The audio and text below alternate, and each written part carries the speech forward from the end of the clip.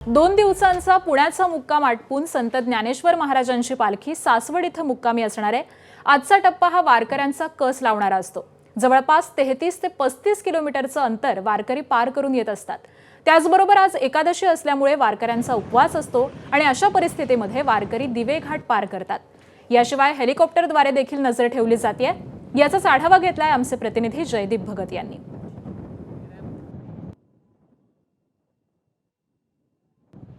2 दिवसाचा पुण्याचा मुक्काम आटपून संत ज्ञानेश्वर महाराजांची पालखी आज सासवड येथे मुक्कामी असणार आहे।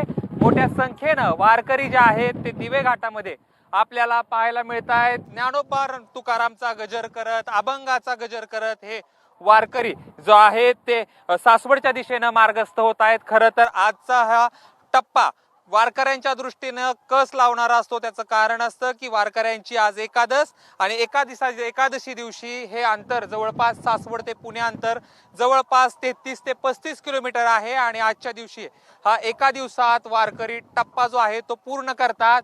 आपण बघू शकतो ही दिवे घाटाची विहंगम अशी दृश्य या ठिकाणी बघू शकतो। ज्ञानोबा तुकारामच्या जयघोषामध्ये हे वारकरी पंढरीच्या दिशेने मार्गस्थ झालेले आहेत। अगदी पहाटेपासूनच या ठिकाणी जे आहेत अशा पद्धतीने हा दिवे घाट वारकऱ्यांच्या जयघोषाने किंवा हरिनामाच्या जयघोषाने जो आहे तो दुमदुमून गेलेला आपल्याला पाहायला मिळतोय। त्याच पद्धतीने या ठिकाणी जे आहेत दिवे घाटाचं काम चालू आहे आणि या ठिकाणी जे आहे ते धीम्या गतीने जे आहेत ते वारकरी आपल्याला पुढे मार्गस्थ होताना दिसत आहेत। वाहतूक जी आहे ती काही प्रमाणात जी आहे ती या दिवे घाटातून मज्जाव करण्यात आलेली आहे।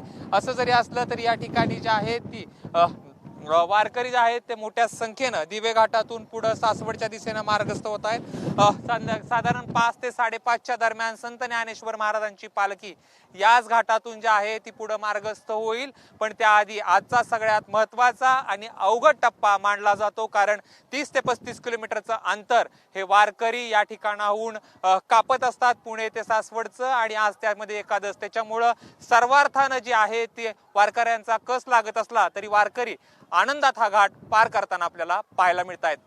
कॅमेरा पर्सन विजय राऊतसह जयदीप भगत, एबीपी माझा, दिवे घाट।